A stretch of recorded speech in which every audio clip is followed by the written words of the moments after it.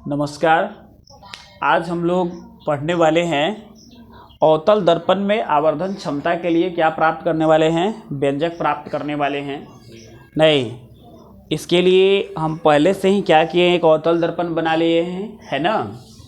उसके बाद वस्तु को, यह जो आपका ए बी है, यह आपका क्या है, वस्तु है जिसकी ऊंचाई h है।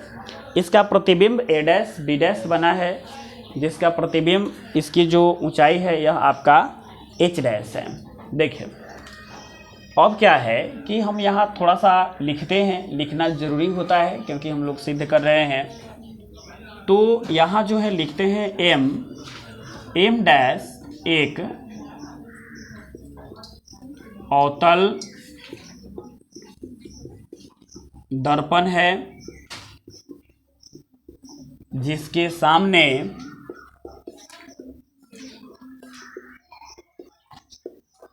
ए बी h ऊंचाई की वस्तु रखी गई है।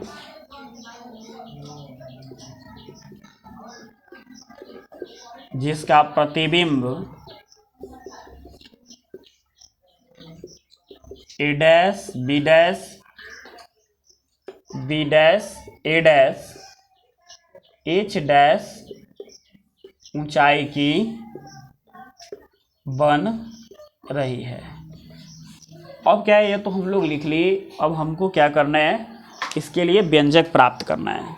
तो व्यंजक प्राप्त करना है तो हम लोग जो त्रिभुज लेने वाले हैं, तो यहाँ दो त्रिभुज लेने वाले हैं, क्योंकि आवर्धन बराबर आप जानते हैं कि प्रतिबिंब की ऊंचाई और वस्तु की ऊंचाई होती है। तो प्रतिबिंब की ऊंचाई और वस्तु की ऊंचाई के अनुपात को हम लोग आवर्धन कहते हैं। तो इसमें देखेंगे प्रतिबिंब की ऊंचाई वाला त्रिभुज कौन है। तो देखिए यहाँ आपको दो त्रिभुज दिखेगा, एक यह त्रिभुज दिखेगा, यह भी प्रतिबिंब की ऊंचाई वाला है। नहीं, लेकिन हम लोग यह नहीं लेंगे, इसलिए नहीं लेंगे क्योंकि हमको इस त्रिभुज को और यह बड़ा वाला त्रिभुज को समरूप करना है। तो हम लोग लेंगे किसको, ए डैश बी डैश पी को, ए बी पी को लेंगे। देखिए क्योंकि इसको नहीं लेंगे, ए डैश बी डैश अगर एफ लेते हैं तो फिर हमको यह लेना होगा। नहीं, तो यह वाला नहीं लेंगे, हम लोग लेंगे कौन, ए डैश बी डैश पी वाला लेंगे और ए बी पी वाला लेंगे। क्योंकि यह जो आपका यहाँ से निकल कर आएगा आपका प्रतिबिंब की ऊंचाई और यहाँ से निकल कर आएगा आपका वस्तु की ऊंचाई। नहीं, इसमें वस्तु की ऊंचाई आएगा, इसमें प्रतिबिंब की ऊंचाई आएगा। तो लिखते हैं त्रिभुज ए डैश बी डैश पी तथा त्रिभुज ए बी पी में। देखिए तो जैसे हम लोग दो त्रिभुज में आ रहे हैं, ए डैश बी डैश पी में आ रहे हैं, तो यहाँ देखिए ए डैश बी डैश पी और ए बी पी, इस दोनों त्रिभुज के बारे में सोचिए। तो यहाँ एक कोण 90 बन रहा है आपका और यहाँ भी एक कोण 90 बन रहा है, क्योंकि यह वस्तु रखे हैं आप तो परपेंडिकुलर रखे होंगे। और यहाँ आपका जो प्रतिबिंब भी बन रहा है यह भी आपका परपेंडिकुलर 90 डिग्री का है। अब यहाँ हम लिख लेते हैं कोण A dash B dash P, A dash B dash P बराबर है कोण A B P, A B P. यह किससे, तो क्योंकि यह दोनों कितना है, 90 डिग्री है, इसलिए बराबर हो गया। चलिए, तथा एक और कोण बराबर हम लोग कर रहे हैं। और कोण के बारे में सोचिए, अगर हम इस कोण के बारे में सोचे, जैसे यह 90 हो गया, तो यहाँ एक हम कोण के बारे में सोचे, क्योंकि अगर इसका और इसका कनेक्शन देखिएगा तो कोई कनेक्शन नहीं मिलेगा आपको। नहीं, तो यहाँ क्या कनेक्शन ढूंढिए, यह कोण और यह कोण। देखिए तो ये तो आपतित किरण है आपका, ये कौन किरण है, आपतित किरण है। और जो किरण है आपका ये परावर्तित किरण है। नहीं, और यहाँ हम लोग जो डाले हैं यह आपका, यह लंब है, ऐसे मुख्य अक्ष है। तो मुख्य अक्ष की एक परिभाषा यह भी होती है, आप लोग कहीं लिखे होंगे कि मुख्य अक्ष की परिभाषा क्या होती है, कि जो दर्पण होता है, दर्पण के वह बिंदु पर क्या होता है, लंब भी होता है मुख्य अक्ष।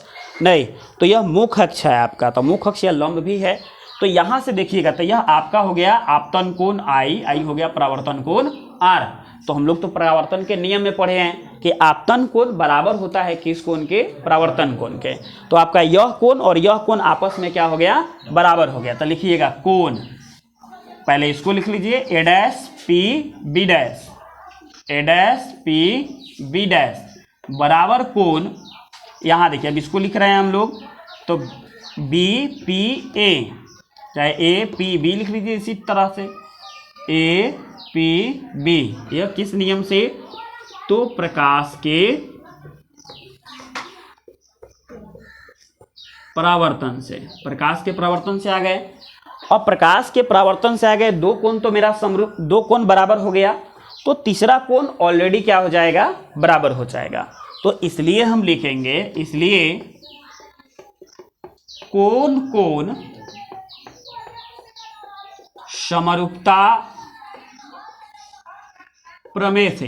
अब कौन कौन समरूपता प्रमेय से जाइएगा, तो इसलिए आपका यह जो त्रिभुज है, त्रिभुज ए डैश बी डैश पी समरूप हो जाएगा त्रिभुज ए बी पी के। देखिए अब समरूप हो गया, तो जब समरूप हो जाता है तो समरूपता का एक नियम होता है कि जो त्रिभुज समरूप होते हैं उसके संगत भुजा जो होते हैं वह समानुपाती होता है। तो अब देखिए जो कोण हम लोग बराबर किए हैं उसका संगत भुजा देखिए और उसको समानुपाती कीजिए। तो संगत भुजा देखिए कौन है, तो एक हम लोग जो यह बराबर किए हैं, एक 90 डिग्री के सामने वाला यह भुजा है, तो ये तो मेरा कुछ है नहीं, इसके सामने यह है तो यह मेरा कुछ नहीं है, और सब भुजा देखिए आप, तो यहाँ जो आई है, आई के सामने एच है, आर के सामने आपका एच डैश है, तो इसलिए मेरा है ए डैश बी डैश, ए डैश बी डैश बटा आपका हो जाएगा ए और बी। चलिए एगो हो गया, और एक और देख रहे हैं, एक और कोण जो है आपका, यह जो कोण है आपका, यहाँ देखिए यह कोण के सामने का देखिए, यह कोण है आपका पूरा वाला कोण, और एक यहाँ का कोण है, तो इस कोण में आइएगा तो इसके सामने देखिए तो वही आपका हो जाएगा P B dash, P B dash बटा में आपका इसके सामने वाला हो जाएगा पी बी। चलिए अब हम लिखते हैं इसको चिन्ह परिपाटी से, चिन्ह परिपाटी से। चलिए देखिए अब हम लोग क्या करते हैं, यह तो लिख लिए हम लोग, समानुपाती कर लिए, अब यहाँ लिखते हैं चिन्ह परिपाटी से। अब चिन्ह परिपाटी से आइए, तो चिन्ह परिपाटी जब लगाने चलिएगा तो क्या होता है, जिधर से प्रकाश की किरण आती है उधर की जो दूरी उधर की जो दूरियां हम लोग मापते हैं वे क्या मापते हैं, धनात्मक नहीं ऋणात्मक मापते हैं। इधर की दूरी हम लोग क्या मापेंगे, ऋणात्मक, इस साइड का दूरी धनात्मक होगा, ऊपर वाला दूरी धनात्मक होता है, नीचे वाला दूरी ऋणात्मक होता है। चलिए अब हम लोग मान बैठाते हैं, तो इसलिए यहाँ देखिए ए डैश बी डैश, अब ए डैश बी डैश तो नीचे है, तो ए डैश बी डैश नीचे है तो ये हो जाएगा माइनस एच डैश बटा आपका ए बी तो ऊपर है तो ये हो गया एच। यहाँ देखिए अब पी बी डैश है, तो पी बी डैश इधर ही हम लोग जोड़ रहे हैं, इधर ही जोड़ रहे हैं, तो पी बी डैश यह आपका माइनस हो जाएगा। पी बी डैश देखिए क्या है, तो यहाँ से लेकर यहाँ तक की प्रतिबिंब की दूरी है, तो प्रतिबिंब की दूरी को सूचित करते हैं भी से, हई जो है आपका ये है वस्तु दूरी, इसको सूचित करते हैं हम लोग यू से, तो आपका भी इधर है, यू भी इधर है, तो यहाँ देखिए पी बी डैश आपका प्रतिबिंब की दूरी है, तो यह हो जाएगा माइनस, और यह जो आपका पी बी है यह वस्तु दूरी है, यह भी इधर है, तो यह भी आपका हो जाएगा माइनस। तो अब देखिए ये माइनस से माइनस वाला क्या हो गया, कट गया। अब आपका जो यह माइनस एच डैश बटा एच है, तो इधर हम माइनस रखेंगे नहीं, हम लोग माइनस को इधर भेज देंगे, तो या ही हो जाएगा एच डैश बटा एच बराबर माइनस भी बटा में यू, और एच डैश बटा एच को हम लोग कहते हैं एम मैग्नीफाइंग पावर, और यही हो गया आपका माइनस भी बाई यू। यस यह आपका क्या हो गया, प्रूव्ड हो गया। नहीं अब क्या है कि यह जो आपका आवर्धन है वह आवर्धन प्रतिबिंब की जो आपका दूरी होता है उस पर निर्भर करता है कि अब आपका प्रतिबिंब किधर बन रहा है।